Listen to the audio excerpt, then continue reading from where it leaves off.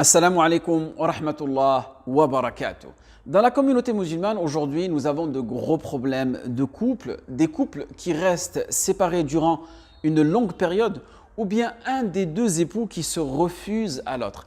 Dans cette situation-là, est-ce que la masturbation serait une solution? Le monde dans lequel nous vivons aujourd'hui est rempli de tentations et c'est vraiment pas facile de s'abstenir. La masturbation serait-elle une vraie solution pour ces personnes célibataires? Sur les réseaux sociaux, il est quasiment impossible d'échapper à des images qui nourrissent nos pulsions et nos tentations.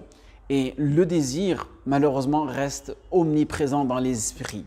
Et je m'adresse autant aux hommes qu'aux femmes, car les femmes aussi ont des désirs sexuels qui demandent à être assouvis.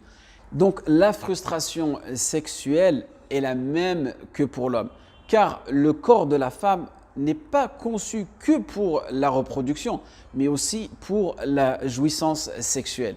Et de plus, on vit dans une société où l'âge du mariage est retardé d'année en année, où il devient de plus en plus difficile de trouver l'âme sœur. Est-ce que la masturbation peut permettre de résoudre ce problème de façon temporaire pour retrouver un certain équilibre et ne plus souffrir?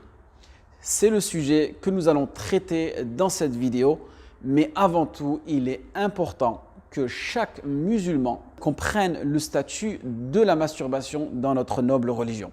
Cette vidéo traitera la masturbation avant le mariage et la masturbation pendant le mariage. Et à la fin de cette vidéo, bi'idnillah, je vous donnerai de vraies solutions. La masturbation, c'est quoi sa réelle signification? En fiqh, c'est ce qu'on peut appeler al-istimna, c'est-à-dire le fait de provoquer l'éjaculation par tout autre moyen excepté le rapport intime.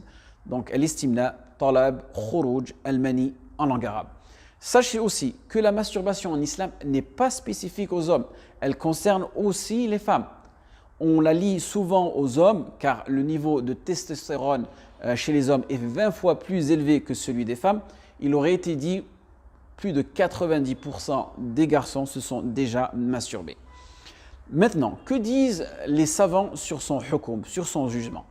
Dans un premier temps, ce que nous devons faire, c'est nous assil al-mas'ala, c'est-à-dire nous devons donner les bases juridiques de ce sujet-là avant de rentrer dans les détails, dans les situations exceptionnelles. D'accord? Ce qu'il faut comprendre est que le fait de se masturber volontairement dans le but de satisfaire seulement ses envies, c'est totalement interdit. Et il n'y a aucune divergence là-dessus parmi les savants. Il est très important de comprendre ça. Car certaines personnes ont pris des avis juridiques avec des conditions spécifiques et ils les ont copiés et collés sans comprendre le asl de la mas'ala, la base du jugement juridique de la masturbation dans notre noble religion. Mais nous verrons qu'il y a des situations bien spécifiques où certains savants ont autorisé la masturbation. Regardons les différents avis des juristes et ces avis-là s'appliquent bien sûr autant aux hommes qu'aux femmes. La première situation, mas'alatul oula, se masturber sans aucune nécessité volontairement par juste plaisir. Les quatre écoles parmi les malikites et les shafi'ites et les ahnaf et une partie des hanabil, des hanbalites, sont d'avis que cela est proscrit. Donc cela, il est interdit. Et ils se sont basés sur le verset où Allah subhanahu wa ta'ala nous dit وَالَّذِينَ هُمْ لِفُرُوجِهِمْ حَافِظُونَ إِلَّا عَلَى أَزْوَاجِهِمْ أَوْ مَا مَلَكَتْ أَيْمَانُهُمْ فَإِنَّهُمْ غَيْرُ مَلُومِينَ فَمَنِ ابْتَغَى وَرَاءَ ذَلِكَ فَأُولَٰئِكَ هُمُ الْعَادُونَ. Ceux qui préservent leur sexe de tout rapport, si ce n'est qu'avec leurs épouses ou les esclaves qu'ils possèdent, car là vraiment on ne peut les blâmer. Alors que ceux qui cherchent au-delà de ces limites sont des transgresseurs. Al-Adoun. Parfait. Et ce verset-là, il est issu de Surat Al-Mu'minun, car le croyant, la croyante doit préserver son sexe de tout rapport, si ce n'est qu'avec son époux ou son épouse. Et celles qui cherchent au-delà de ces limites seront des transgresseurs, peu importe le moyen utilisé. Deuxième preuve qui vient appuyer cet avis-là, Allah subhanahu wa ta'ala dit dans le Coran وَلْيَسْتَعْفِفِ الَّذِينَ لَا يَجِدُونَ نِكَاحًا حَتَّى يُغْنِيَهُمُ اللَّهُ مِنْ فَضْلِهِ. Et que ceux qui n'ont pas de quoi se marier doivent chercher à rester chastes jusqu'à ce qu'Allah subhanahu wa ta'ala les enrichisse par sa grâce. Allah nous a ordonné de rester chaste. D'accord? Donc ici, la masturbation n'est pas un moyen de chasteté. Et notre noble messager, Muhammad sallallahu alayhi wa sallam, a dit que Allah subhanahu wa ta'ala rend chaste quiconque cherche à l'être, rend riche quiconque se satisfait de ce qu'il a, et aide à demeurer patient quiconque cherche à s'imposer la patience. Nul n'a reçu un don meilleur et plus ample que la patience. Le hadith a été rapporté par l'imam Bukhari. Deuxième situation, deuxième mas'ala, se masturber car tu as peur de tomber dans la fornication. Les fuqaha l'appellent al-istimna li khawf az-zina, d'accord? Et les Hanabila, d'accord, les Hanbalites et les Hanafites disent que c'est autorisé et qu'il n'aura pas de péché à faire cela. Et même Alauddin al-Mirdawi, savant Hanbalite, dit que dans cette situation, ce n'est pas seulement autorisé, cela peut devenir même obligatoire. Et ils se sont appuyés sur des paroles de Sahaba, de compagnons, comme Mujahid, radiyallahu anhu, comme Jabir ibn Zayd, radiyallahu anhu, comme Amr ibn Dinar, radiyallahu anhu, et comme Ibn Abbas, radiyallahu anhu. Ibn Abbas qui disait que la masturbation est bien meilleure que la zina. Ou bien la parole de Mujahid qui vient appuyer ceci, qui dit, Mujahid qui disait, on avait pour habitude de recommander la masturbation aux jeunes. Kana mimman mada ya'muruna shubbanahum bilistimna. D'accord? Et shubban, c'est le pluriel de shab. Mais ici, il faut bien comprendre le contexte de ces paroles. C'est ça le problème qu'on a aujourd'hui. On prend des paroles sans comprendre leur contexte. Dans ce contexte-là, c'est s'ils avaient peur de tomber dans la fornication. Mais malheureusement, certains prédicateurs ont mal compris en pensant que les paroles de ces compagnons étaient des preuves pour rendre la fornication permise sans conditions valables. Par contre, eux, les Malikites et les Shafi'ites, et c'est aussi un avis parmi les Hanabila, les Hanbalites, il est interdit de pratiquer la masturbation même s'il craint la fornication. Car Allah subhanahu wa ta'ala nous a donné le jeûne comme moyen de se préserver et les rêves érotiques un moyen de se débarrasser du surplus de sperme que le corps produit. Et c'est ce que a dit Imam Malik.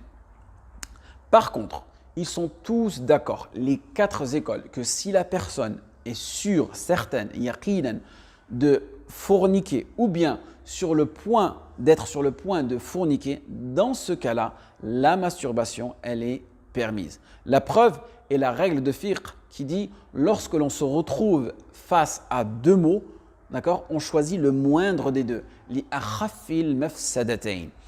Et s'ajoute à cela la parole de Ibn Taymiyyah, rahimahullah, dans le Majmou' al-Fatawa, il dit « Je ne connais aucun savant qui l'a rendu permissible, c'est-à-dire la masturbation, sans être dans une grande nécessité, c'est-à-dire dans une daroura. » Donc, petit récapitulatif, la masturbation à la base, c'est interdit et elle peut être permise dans des situations spécifiques comme mentionné précédemment. Maintenant, nous allons parler de la masturbation pendant le mariage. La masturbation entre époux, est-elle autorisée, oui ou non? Une épouse peut-elle masturber son époux et vice-versa? Ici, ce qu'il faut comprendre, c'est que la base dans notre religion est que l'époux peut jouir de toutes les parties du corps de son épouse. Nisa'ukum harthu lakum fa'tu harthakum anna shi'tum. Vos épouses sont pour vous un champ de labour. Allez à votre champ comme et quand vous le voulez. D'accord? Donc ça, c'est la première preuve. Deuxième preuve, le hadith qui a été rapporté par Anas, radiyallahu anhu, dans Sahih Muslim, où le prophète sallallahu alayhi wa sallam a dit « Faites ce que vous voulez avec la femme qui a ses règles, donc qui est en période de menstru, mais ne pratiquez pas le coït, c'est-à-dire la relation sexuelle. » Le hadith a été rapporté par Muslim. Et de plus, nous avons une règle dans le fiqh qui dit que nous devons rester sur les preuves générales tant que l'on n'a pas une preuve qui vient spécifier cela. Donc l'homme peut masturber son épouse et vice-versa. Maintenant, nous allons parler des solutions, donner des solutions à ces personnes-là. Le meilleur moyen de se préserver et de ne pas tomber dans la masturbation, chers frères, chères sœurs, c'est de baisser le regard. Car le fait de regarder les personnes et les belles photos et les dessins sans restriction peut conduire à l'interdit. Et comme vous le savez, le péché appelle à un autre péché. C'est pour cela qu'Allah subhanahu wa ta'ala dit dans le Coran Al-Karim, dit aux croyants de baisser leur regard. وَقُلْ لِلْمُؤْمِنِينَ يَغُضُّوا مِنْ أَبْصَارِهِمْ. Et le messager d'Allah, sallallahu alayhi wa sallam, a dit « Ne faites pas suivre un regard par un autre. » Si le premier regard, qui peut être le fruit du hasard, n'entraîne aucun péché, donc Allah subhanahu wa ta'ala, alhamdoulilah, il nous pardonne. Le deuxième, lui, par contre, il est interdit. Et c'est là où il faut vraiment se canaliser. D'accord ? De même, on doit s'éloigner des lieux où se trouvent les facteurs d'incitation des désirs charnels. Donc, il faut faire attention dans l'environnement dans lequel on est. Et cela est la meilleure solution. C'est un achèvement permanent et non pas temporaire comme certaines personnes disent concernant la masturbation. De plus, cette vidéo a pour but aussi de détruire les fausses convictions, car certains jeunes pensent que cette pratique, la masturbation, est permise parce qu'elle constitue un moyen de se protéger, de se préserver contre la fornication et la sodomie. Au contraire, la masturbation leur est presque assimilable selon certains savants.